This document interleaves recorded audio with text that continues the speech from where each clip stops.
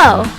Today is day 24 of Your Money Show. Our host is Peter Dunn, the CEO of Your Hey Money. This show will be starting in 3, 2, 1. Skip us two. All right. That was great. Thanks, Tito. All right, y'all, we're back. It's day 24, and let's get your financial life in order. It ain't pretty out there. It ain't pretty out in them streets. All right, hey, over the next few days, till next Wednesday, we got a week left, I'm here to guide you through your financial life to make sure you can prepare for the coming recession. And by coming recession, I mean the recession that's been here for 3 weeks. Look, some things are going to get better. Virus is going to go away. Stock market will be fine. The economy is going to be rocky for a while. So I need to make sure that you are prepared. We have to get you lean. We have to make sure that when we rebuild this thing, you change some of your habits. I'm not going to beat up on you if you don't have an emergency fund right now. Would I prefer you have one? Yeah, I wish you had 3 months savings just hanging out. But maybe you don't. But on the rebuild, that has to be a priority. Because who knows what the future holds. There's so many events in the last 20 years have happened financially and culturally that we just didn't even think possible. Right? You hearken back to 2001 and the fall of 2001. No one thought that possible. No one thought a pandemic would wipe out the economy like, well, a few people did. But you and I didn't. Okay. By the way, there's no Easter show. We're not doing a show on Easter. I just can't do it. I'm going to be jamming Reese's peanut butter eggs deep into my face hole that entire day.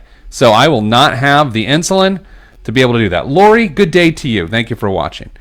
See, on the radio show, the Pete the Planner radio show, which is in several markets, we greet each other by saying, good day. We think it's classy. Here is the 30-day challenge. Here's the 30-day goal of what we're trying to accomplish here. Cut at least $500 a month of spending. I don't want you to just do this for this 30 days. I'm going to say for at least the next 90 to 120 days, you got to be lean.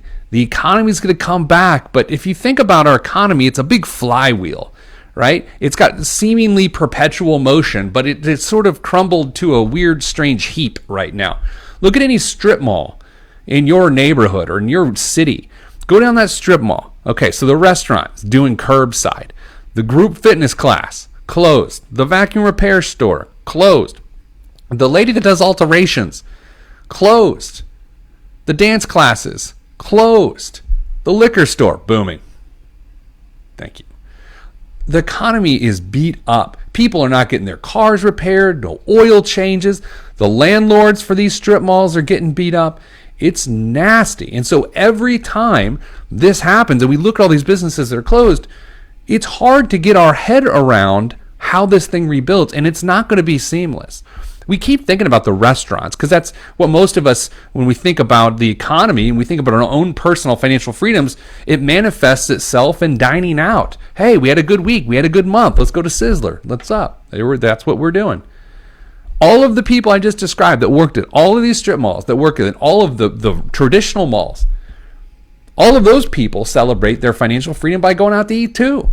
So that's why we think of restaurants during this time, but that's why it's also so difficult to keep this going. All right, listen. We also want to press reset on our financial lives, and we need to stop guessing. Today, we stop guessing when it comes to investments. You're going to get a masterclass, not actually a masterclass. I'm not associated with masterclass. I don't think they would ask me to do the investing course. I think they need like serious people that are photogenic. I promised a lot of my coworkers that I might get good looking over this quarantine. I don't think I'm going to be able to deliver unless they're into like thick boys. Because when I get back, I've eaten so much food, I am going to strut through that door like a new hippo exhibit at the zoo. I've eaten so much. I love the food. I'm bored and I'm like, I'm going to put things in my face.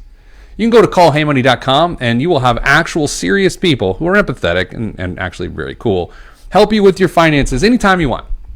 Well, I mean 12 hours a day, 5 days a week. But they're great. And they can do it with the offer code CHEESE for just $17.99 a month. Every day, during the show and after the show, people sign up and they get help and they say, wow, I can't believe that was $17.99. I've paid less money for more money for a bad pizza. No one has said that. All right, day 24, investing must. Let's just hit the investment stuff. I'm going to teach you some stuff today. We'll move on. Tomorrow, we are focusing on 50 and broke. What do you do?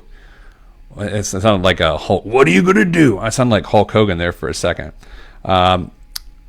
So what do you do if you're 50 and you got no money? What are you going to do? It seems terrifying. It seems sad. I'm going to walk you through, like, what do you do if you're 50 and broke? There's a neighbor lady walking by, kept the windows open today. So you may hear bird sounds. You may hear landscaping. I don't know what's going on. Here's what we're doing today. We are going to cover all 4 of these topics. You have to understand them. You may think you understand them, but here's my experience, a vast experience. Tell by the hairline, I have a lot of experience. Most people do not understand these 4 concepts. If you understand these, you're more likely to make good investment decisions like we talked about yesterday, not overreacting. And during the rebuild, which is what I'm calling it now, we haven't gotten to the point of the rebuild yet. I still think of us like in a hole, like we're in like a 6-foot hole. That sounds like death. Let's not go there. A 3-foot hole. We're in a 3-foot hole. We have to climb out. You wouldn't have to climb out of a 3-foot hole. Anyway, we got to rebuild. Let's talk about compounding interest. I think you have to understand that the sooner you put money away to be invested, the better that is for you long term. Right now, we're on the verge of the month of May. I don't know if you know how the months work, but we start with April as of right now. Then you go to May, then June. Month of May means all sorts of youngins get out into the job market. And so I have this talk with tens of thousands of 22-year-olds every May. I say, listen, hey, do you guys still think I'm funny? And they don't. Then I say, the money you're putting in your 401k or whatever retirement account you have this month, May of 2020, is the most powerful money you will ever set aside because of the power of compounding. I'm going to do some really rough math for you. And then I'm going to show you some math. Nothing like showing your work. I got to teach new math to my kids because we're virtual teachers now. What was wrong with old math? That's a dumb joke. Anyway, here's the math. Let's say you're 22 years old and you were able to set $5,000 aside into your retirement investments in the year 2020 with just average returns. Average. By the time your retirement age, that 1 year of $5,000 contributions would be worth $160,000. Well, how does that compare to what other people do? Well, let's say you're 58 years old right now, and by the time your retirement age, you wanted to have $160,000. You would have to invest $80,000 right now. That's the difference. Little Jimmy is putting $5,000 away, and then that's it. And then he ends up with $160,000. Jimmy Senior is putting away $80,000 to have $160,000. Which would you rather do? Me too. And it's the power of compounding. All right, so we're going full screen here. I want you to understand this is how money works. You have to understand this. Let's say you were to put $100 away. Now, you could put money in after that. I don't care, but I'm talking about look at me. Look at me when I'm talking to you. I'm talking about one $100 deposit. Now, you're going to put more than $100 away, but I want you to see this one transaction. It's lifetime, okay? I'm going to show you 9 years. What happens to one $100 deposit in 9 years? Okay. After year 1, let's say you earned an 8% rate of return, which is reasonable. You would have 108 American dollars at the end of the year. Do you see that? It's on the top line. That's how we read here in the United States. You read from the left to the right, from the top to the bottom. $100 at 8% rate of return, you would have $108 at the end of the year. Are you good? Good. Okay, so now year 2, you were starting with 108 American dollars in your account, and you get another 8% rate of return because that's what the market gave you. We had to use the average rate. I'm using 8%. Don't freak out. So that means at the end of year 2, you have $116.64. And all you did was 2 years ago put in $100. The beginning of year 3, you start with that 116.64. At the end of year 3, you have 125.94. So in 3 years, you have a 25% rate of return, more than a 25% rate of return. Then the beginning of year 4, you start with 125. The end of year 4, you end up with $136. Let's fast forward. You can see how this works. By year 9, you have doubled your money. You have doubled your money, one deposit in 9 years at an average 8% rate of return. You can see at the last numbers on this page, $199.90, because at the beginning of that year, you started with $185.09. So here's how it works. Year 1 is the $100. Year 9, you have $199.90. That is how compounding works. The interest on your money gets interest too, as well as the original deposit. It snowballs. It gathers snow. It's powerful. It matters. Here's what's nuts. Here's what's nuts. Because of compounding interest, let's say you're 10 years out from retirement right now. Like you have 10 years left to go. And you look at your money. And you see that you have half the money you need to have once you retire. I'm going to just make up numbers here, but it works. Let's say you told yourself you needed $2 million in retirement, which is not necessarily true, but just work with it. Let's say you needed $2 million when you retire, and you're 10 years from that time, and you currently have $1 million, and you say to yourself, oh no, it's taken me 35 years to get $1 million. How in the world am I going to get another $1 million in just 10 more years? You don't have to. Compounding interest will take care of it. I'm not kidding. If you have half what you need 10 years out from retirement, it's over. You've done it. As long as you're properly allocated, you don't take too much risk, which we're going to talk about in a second, you've done it. That will play into tomorrow as well as we look at broken 50. All right, let's talk about risk tolerance. Here's the concept of risk tolerance. I have certain tolerance for the market going like this, and you have certain tolerance for the market going like this. Those tolerances, they're probably different, okay? Like I honestly, with this is going on right now, I'm only bothered by this right now because I'm trying to figure out what the economy is going to do. You might actually be bothered by this right now because of this itself. I am not. That means you have less risk tolerance than I do. Therefore, your investments should be a certain way versus how my investments should be because I have a higher risk tolerance. Now, when I used to be an investment advisor, my theory was this. If you were my client, I'm not trying to get you to adopt my risk tolerance. I'm trying to understand your risk tolerance so your investments can go that way.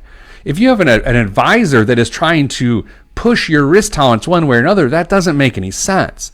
An investment advisor's job is to understand what your risk tolerance is and then set up your investments that way. Now, what's the impact of this?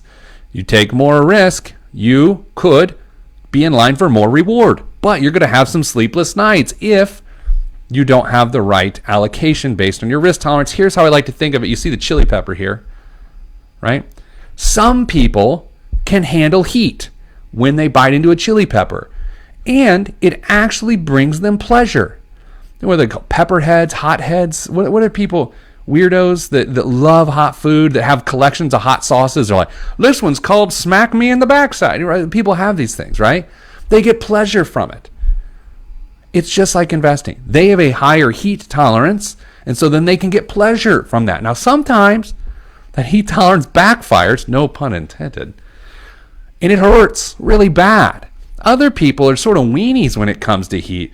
My son hates hot, spicy food. My daughter doesn't mind it. So if Tito, who was just here, if he has some spicy food, he's freaking out and does not enjoy any part of it. Investing's the same way. Make sense? Maybe. Let's move on. Time horizon. Okay, this is another important concept you have to understand. Time horizon describes the time until you need your investments for a particular investment goal. Tito is 8 years old and 1 week. 8 and 1 week years old. Okay? He will not need his college fund for 10 years. Therefore, the time horizon on that investment money is 10 years.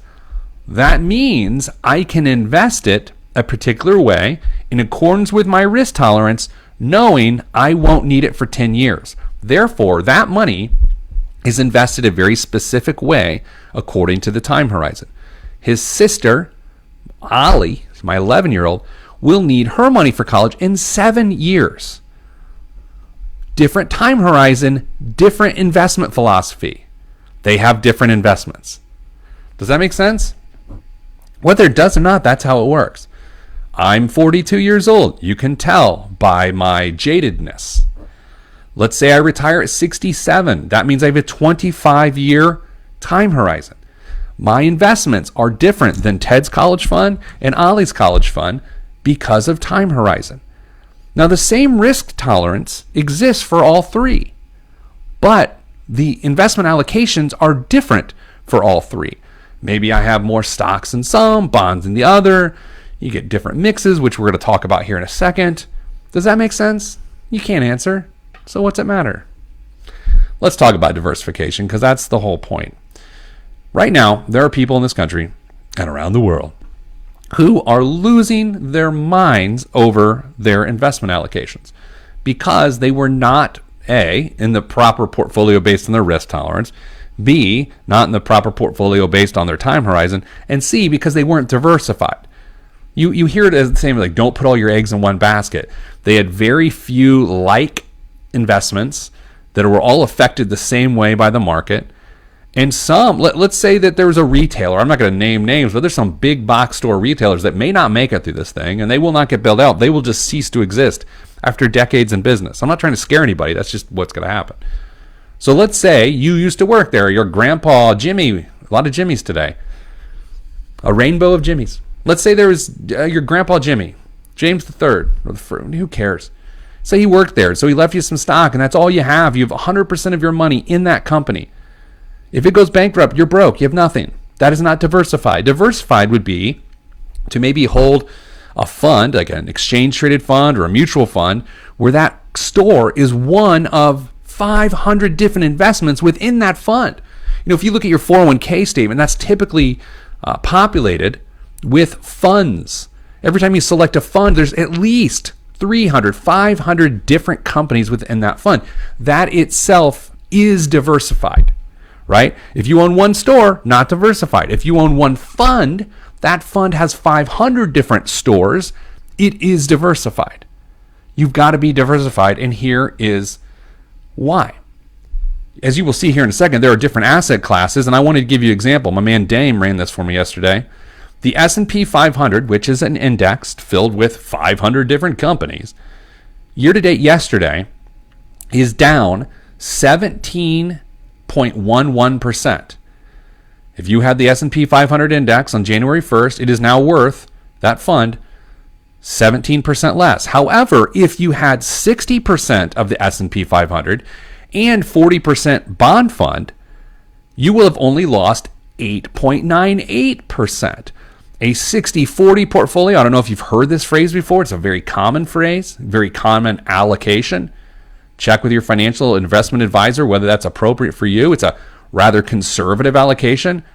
Wouldn't you feel better right now if you've only lost 9% as opposed to 17%? Yes, and that is the power of diversification. What's weird is, and you go back to the chili pepper thing for a second, in good times, when the chili pepper hits you in the right spot, what's wrong with me? Then you get a lot of pleasure. But when the chili pepper hits you wrong, but you choose not to eat it, like the 60-40 portfolio, you just have a little bit less, you get a lot less pain. All right, so this is crazy what I'm showing you here. This is every investment advisor on the planet's favorite chart. It really is. Investment advisor, we're a weird bunch. I'm not an investment advisor. I'm a former investment advisor. Back in the day, I used to show this chart to anyone who would listen. And every investment advisor that exists today still shows this chart to everyone. It's called the Ibbotson Asset Class Returns Chart. Here's how it works. Here's the concept. So across the top, you have the years, 2005, 2006. I'm not going to read the years, but you see it. And each color represents a different asset class.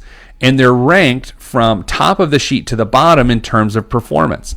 So if you're following along on the top left, 2005, the emerging markets class. So these are emerging markets. Do I have to define emerging markets? I probably do, but I'm not.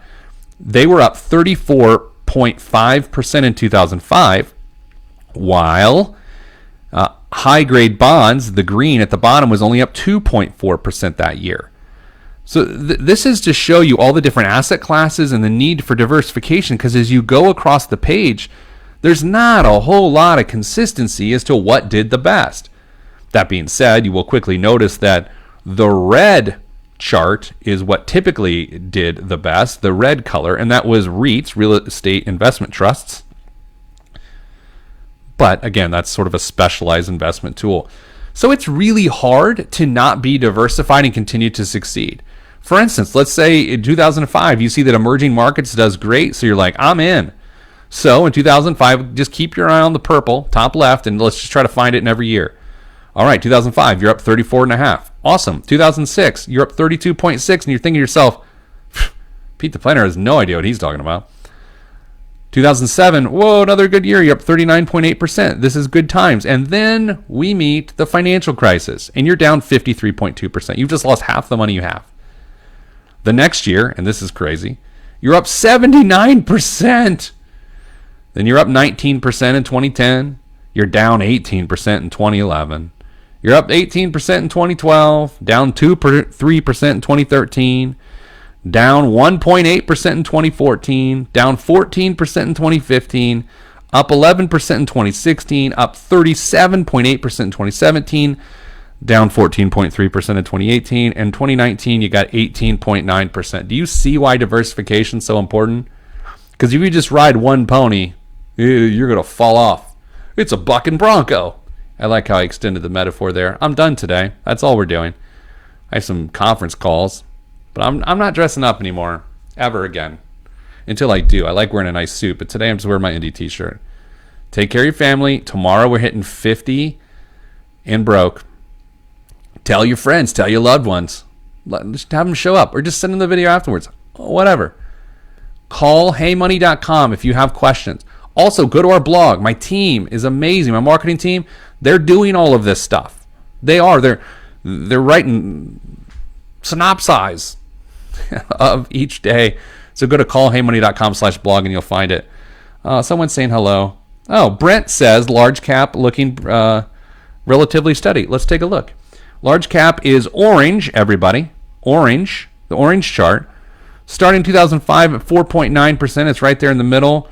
The worst year it had was down 37% in 2008. By the way, just so you know, Brent, and everybody, Brent knows this, the large cap, the orange category, it's just the S&P 500. That's why we talk about it all the time, because it's a rather broad index that way. Okay, that's it. I said I was stopping the show, and then I kept going. Brent, thanks for your contribution. Everybody go to callheymoney.com. Just spend a lot of time there. Make it your homepage. Whatever. I'll see you tomorrow.